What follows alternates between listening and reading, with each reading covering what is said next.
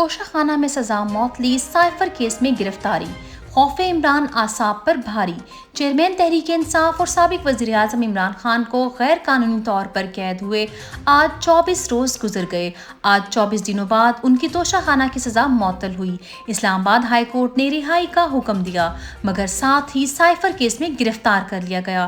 عمران خان کو 30 اگست کو cipher case میں عدالت میں پیش کیا جائے گا۔ چیئرمین عمران خان کے وکلاء نے سائفر کیس میں گرفتاری کے خلاف اسلام آباد ہائی کورٹ میں درخواست دائر کر رکھی ہے۔ عدم پیشی پر ضمانتیں خارج ہو جاتی ہیں تو ریمانڈ کس قانون کے تحت دیا؟ چیئرمین تحریک انصاف عمران خان کی مختلف عدالتوں میں عدم پیشی پر ضمانتیں خارج کر دی گئی تھیں، مگر سائفر کیس میں بغیر عدالت پیش کیے FIA نے ریمانڈ لے لیا۔ ضمانت یا ریمانڈ لینے کے لیے ملزم کا عدالت میں پیش ہونا لازمی ہوتا ہے۔ عمران خان کو ایک بار پھر غیر قانونی طریقے سے قید میں رکھا ہوا ہے۔ عمران خان کی اپنی اہلیہ اور بہنوں سے اٹک جیل میں ملاقات۔ عدالتی حکم کے بعد چیئرمین عمران خان کی اہلیہ اور دونوں بہنیں جیل میں ان سے ملاقات کرنے پہنچیں۔ ملاقات کے بعد خواتین نے بتایا عمران خان کے حوصلے مکمل بلند ہیں۔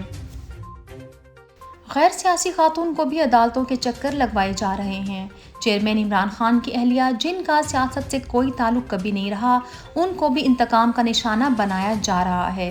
آج بھی وہ نیب کے نوٹس پر نیب کورٹ اسلام آباد میں پیش ہوئیں، جہاں ان کی عبوری ضمانت میں 12 ستمبر تک توسیع کر دی گئی۔ پرویز الہی کے جسمانی ریمانڈ میں مزید توسیع۔ مرکزی صدر پاکستان تحریک انصاف چودھری پرویز الہی غیر قانونی طور پر قید ہیں۔ لاہور ہائی کورٹ ان کو بری کرنے کا حکم دے چکی ہے، اس کے باوجود ان کو نیب نے اپنی تحویل میں رکھا ہوا ہے۔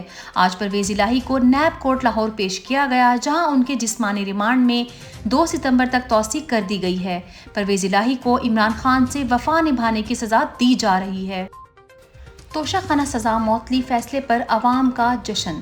اسلام آباد ہائی کورٹ کے فیصلے کے بعد ملک کے مختلف شہروں میں خوشی کا اظہار کیا گیا۔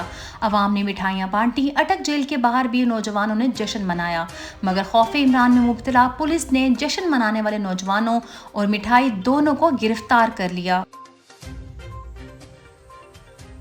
سپریم کورٹ میں نیب ترامیم کیس کی سماعت۔ سپریم کورٹ میں چیف جسٹس کی سربراہی میں عمران خان کی درخواست پر نیب ترامیم پر سماعت ہوئی۔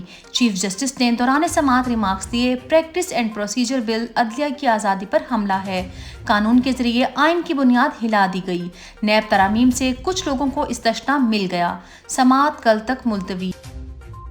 90 روز میں الیکشن یقینی بنائے جائیں، سپریم کورٹ میں درخواستیں۔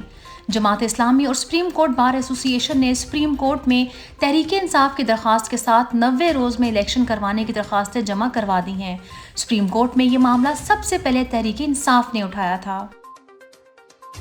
عوامی احتجاج کی کوئی پرواہ نہیں، بجلی پھر مہنگی ہوگی۔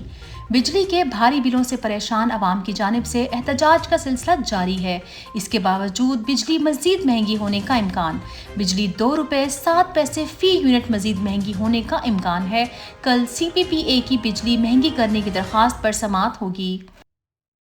ملک میں مہنگائی ہر ریکارڈ توڑنے کے بعد اب غریب کے سانس توڑ رہی ہے۔ انٹر بینک میں ڈالر 303 روپے کا ہو گیا۔ کوئٹہ میں چینی 180 روپے کلو، آٹے کی 100 کلو بوری 14,800 روپے۔ لاہور کی اوپن مارکیٹ میں چینی 160 جبکہ پوش علاقوں میں 170 روپے فی کلو فروخت ہو رہی ہے۔ اسٹاک مارکیٹ میں مندی، ادویات کی قیمتوں میں اضافہ، بجلی کے بل گلے کے طوق، عوام پر یہ تمام عذاب ڈالنے والی ساری PDM خود سکون سے بیرون ملک رہ رہی ہے۔ کارکنوں کو مہنگائی کے خلاف احتجاج میں شرکت کی ہدایت۔ پاکستان تحریک انصاف کا بدترین مہنگائی اور بجلی کے ناقابل ادائیگی بلوں کے خلاف ملک بھر میں جاری احتجاج کی بھرپور تائید کا اعلان۔ کارکنان اور ذمہ داران بھرپور انداز میں مہنگائی اور بجلی کے ناقابل ادائیگی بلوں کے خلاف احتجاج میں شریک ہوں اور پرامن انداز میں عوام کی آواز بنیں۔ Core committee Tehreek Insaf. نگران حکومت سازشیں بند کر کے انتخابات کی تیاری کرے۔ نگران حکومت تباہی میں شدت پیدا کرنے کے بجائے اپنی پوری توجہ انتخابات کے بلا تاخیر انعقاد اور فیصلہ سازی کی منتخب جمہوری حکومت کو منتقلی پر مرکوز کرے۔